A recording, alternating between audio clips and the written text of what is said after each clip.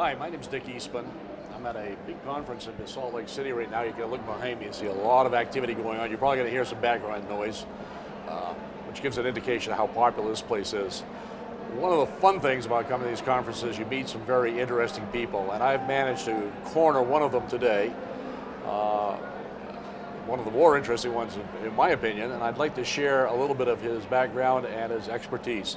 I'd like to welcome Dirk Weißleder. I hope I said that name correctly. Correct. Perfect. And Dirk is one of the leading genealogists from Germany.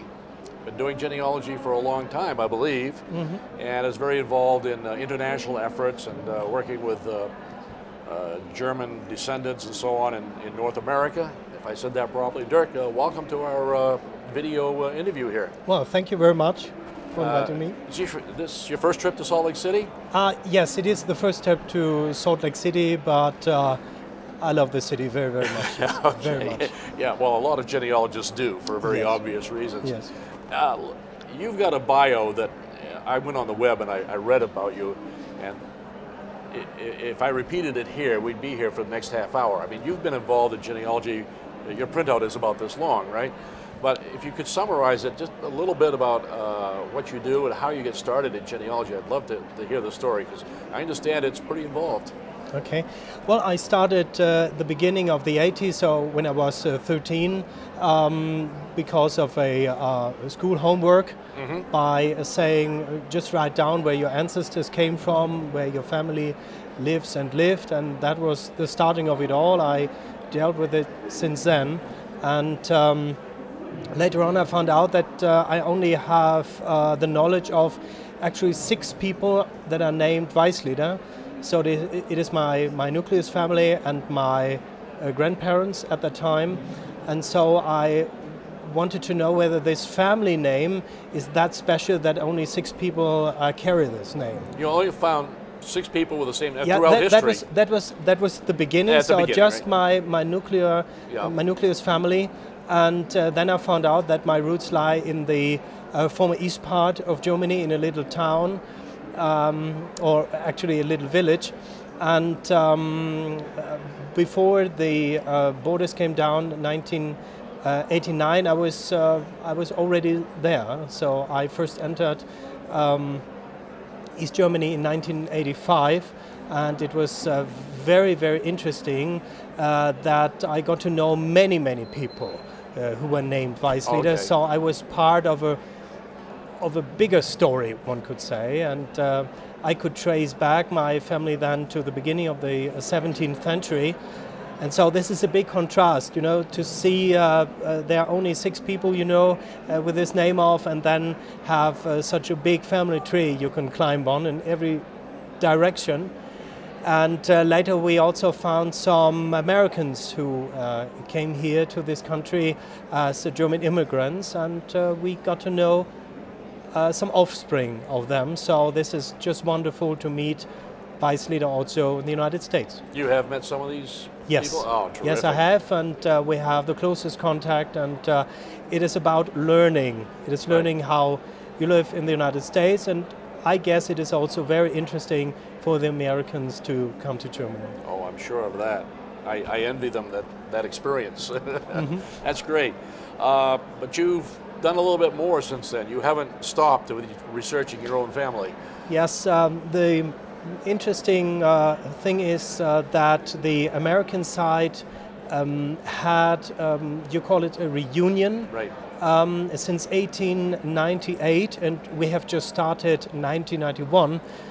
So when we started, they had nearly 100 years of experience. So the Americans have been doing it for a long time. Yes. In your group in Germany. But we forgot about to keep in touch, and we came back to this way after the reunification of both sides of Germany, and it gave us the chance to research also on that area. Super. And later on, we founded this family community, and some years later, I became the president of the head of all these organizations of the so-called family communities. And after some years dealing that and with having wonderful, undescribable experiences, last autumn I was elected to become the national chairman of all the German genealogical societies. So that's a big honor, of course. Yeah, that's loosely equivalent to being the president or director or whatever of, say, our Federation of Genealogical Societies, right? This is, I assume, Right. is a federation of societies that pull together, work together. Yes, so right. you were elected the head of that. That's very good. And it is about 65 single genealogical societies representing about 20,000 single members. All right. And here in Salt Lake City, it was wonderful to get to know the president of the Federation of America, Josh Taylor, and we not only got to know each other, we also had a concrete aim.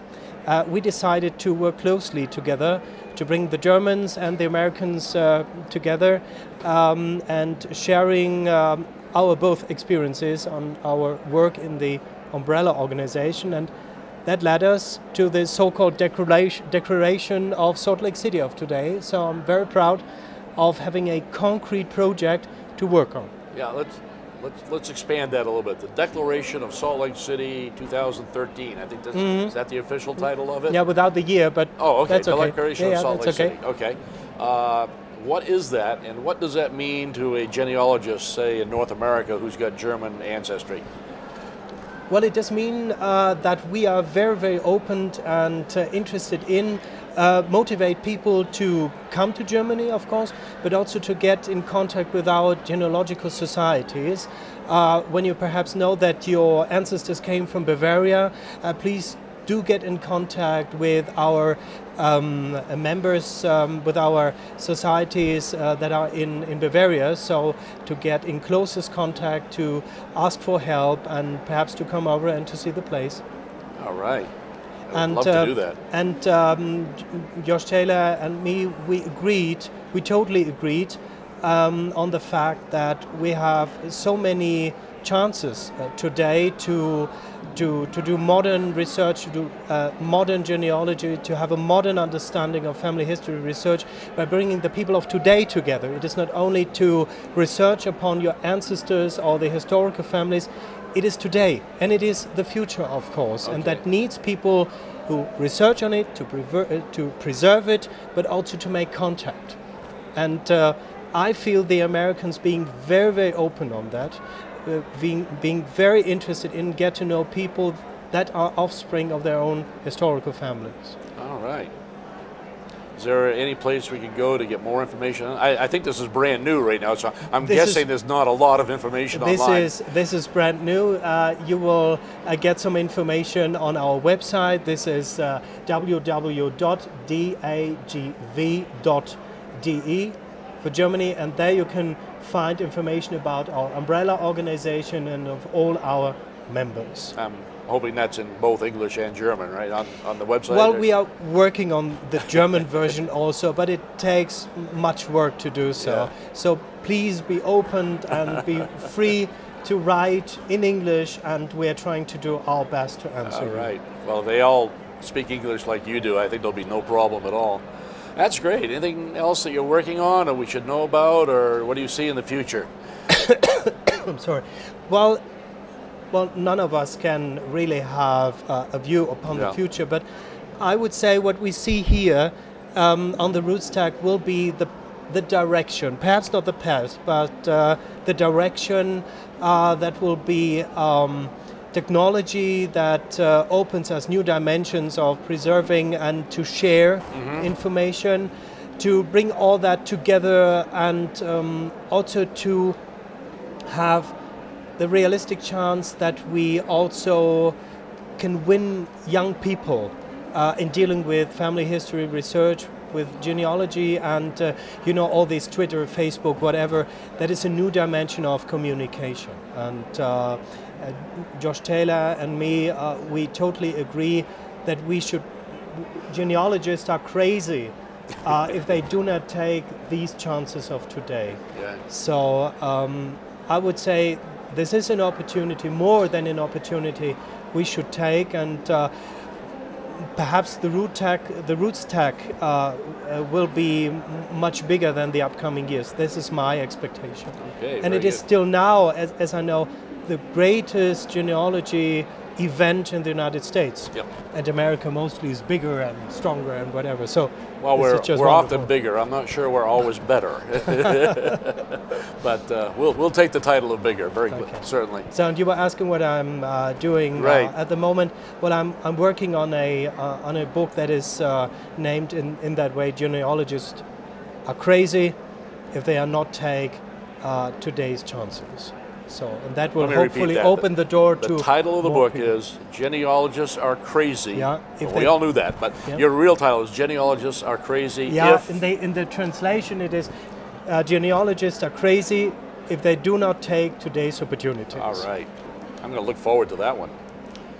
Well, those first three words are certainly get a lot of agreement. It is a kind of provocation, yes. But you know, you need to do that to awake different people. Right. I'm hoping out of this cooperation between the German organization and the Federation here in the States. Me too. I assume that's a cooperation at the highest level between national organizations. Right. But I would hope that out of that it would filter down to local organizations or individual families. Now, in your case, you told about the Vice Leader family having reunions in the States, Vice Leader in Germany having reunions. I'm hoping that there's going to be a little cross-pollination there, plus many other families. Right. Well, this is what is most important, that we have, or personally, I do have the experience how to do that, and to see the difference, but also the same values we share. And we have one gentleman, we call each other cousins, by the way. We've got one cousin who comes over regularly to the German reunions and is visiting the American reunions. So there is an exchange of actual information and jokey stories and whatever. So I know of how to do that, and I would like to share these experiences with others. And from the American side, I would say the Americans know better of how that can be done. Well, I hope you're publishing both in both languages in both countries somehow. We will see. We will see. It takes some time. It takes some power, of course, to keep every society vivid. This is also, of course, the question in our genealogical societies. But I learned that you don't talk about problems, you talk about challenges. That the challenges are the same as we have in Germany, in the United States. Super. So we can learn from each other, and I guess this is best. I believe you're right. Very good. Okay. Thank you for being with me today. Thank you very much. And with all of us, and through the magic of video and internet, television, and so on. I suspect we can get some people in the U.S., Canada, Australia, wherever, to get a little bit involved in this with their German ancestors. Yes. So thank you very much. I've been talking with Dirk Vice Leader, if I can say that properly. Perfect. And I hope to see you here again next year, and maybe we can talk a little bit about the progress that's happened then. Thank you very much. Again, talking with Dirk Vice Leader about a number of things he's involved in. I'm kind of jealous at all the things that he's doing. My name's Dick Eastman. We're going to have more. Thank you.